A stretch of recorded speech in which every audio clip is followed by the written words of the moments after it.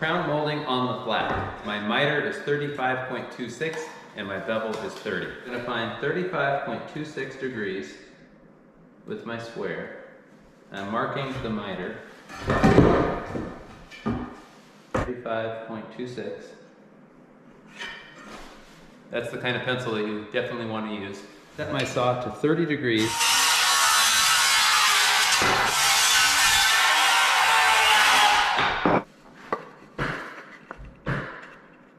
Perfect. And that is how you cut crown molding on the flat. That's actually super good. If you don't believe that this is the same piece, look at the burned marks. And the red is from my Diablo blade. Which once again proves my theory.